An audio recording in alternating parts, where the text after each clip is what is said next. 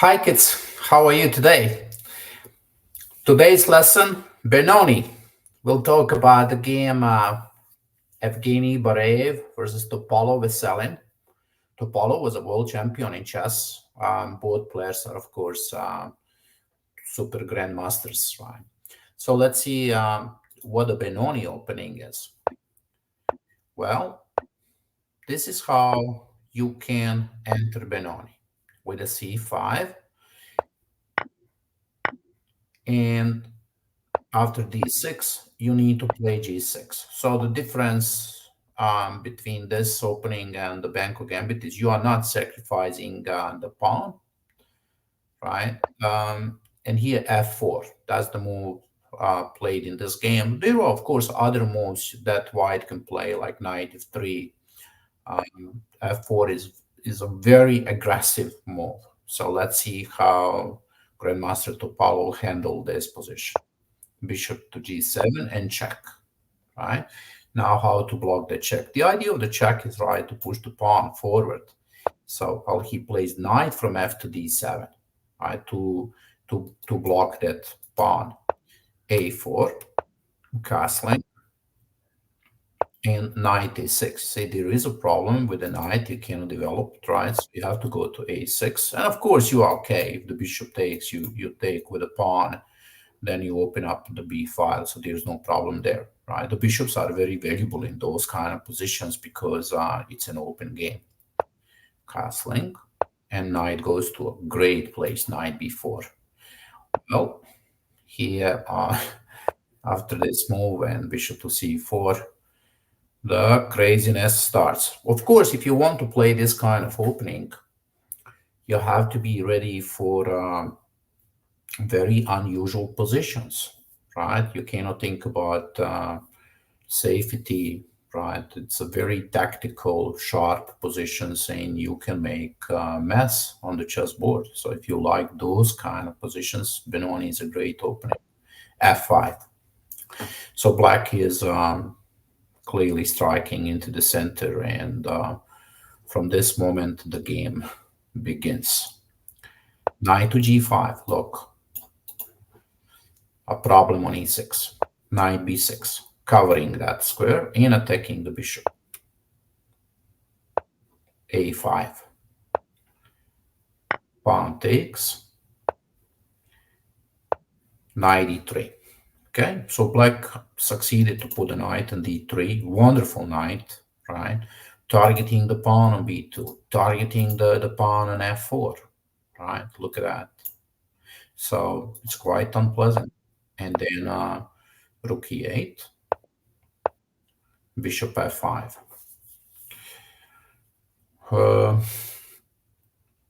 Black developed the pieces, right? The pawn on e4 is important. It's protecting the pawn. And here, Grandmaster Bareev played a very sharp move, g4.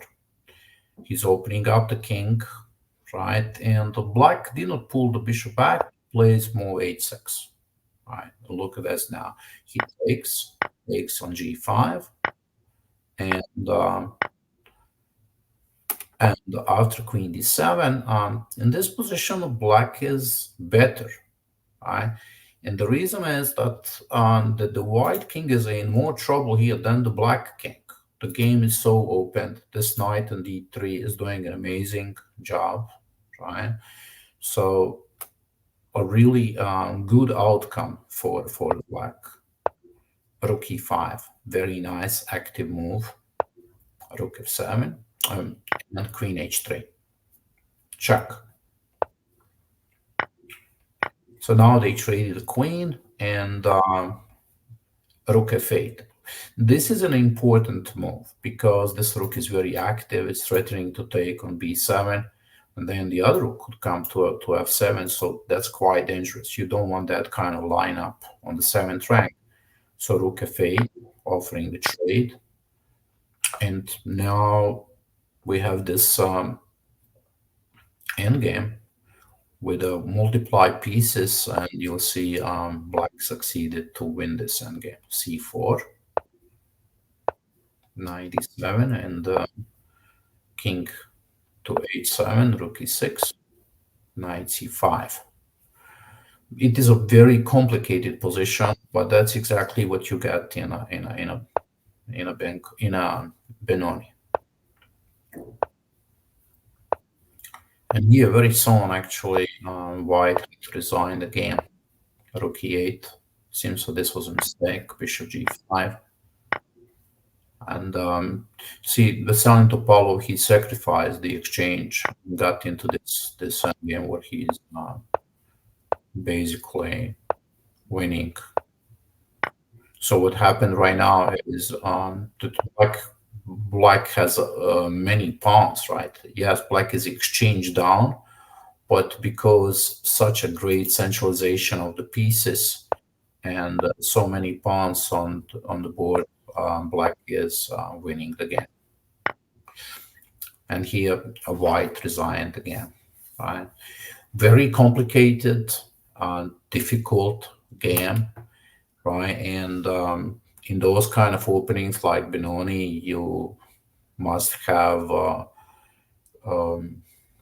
creative ideas, and you have to be brave, right? Not afraid of crazy positions, right? That's what the opening demands from you if you want to play something like this.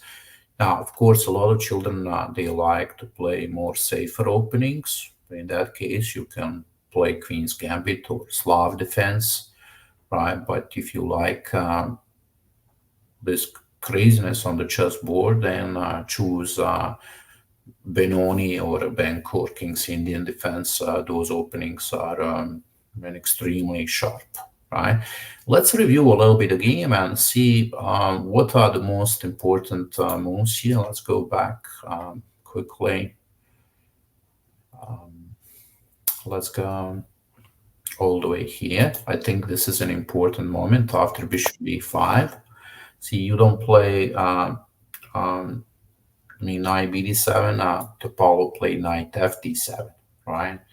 And that's the best move. You can see the database is suggesting that move, right? So the idea is very clear, because after knight fd7, you really want to stop e5, because now the bishop is controlling that. That's an important moment, right? I think also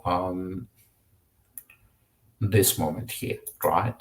So if you want to remember this game, I think the idea of f5, right? There are other moves like knight b6 and rook e8, right? But f5 is the move that Topalov played. Now, definitely, if the world champion played this move, then we have to consider that as a great option, right? And then I think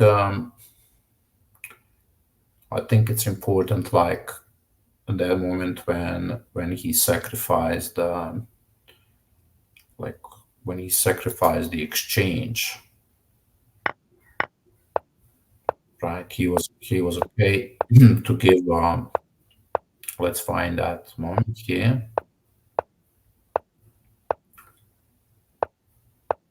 like here in this moment when he sacrificed the exchange. So he captured on g5, and then he was okay to lose the rook but capture the bishop, right? So that's important moment. And here you can see that even computer is giving advantage to black minus 1.5, so black is winning. Okay, let's see how can you practice this opening. So I would suggest you set up this position here, right? This is the position, and then just from here you can go and play against the computer. So continue from here, right? Play with the computer, set up the computer on level 6, 7, right? 6 maybe for your level. Click on a black side and just practice. You can choose maybe 15 minutes or 10 minutes for a game, and that would be a wonderful way to learn the new opening. Okay, see you tomorrow. Bye bye.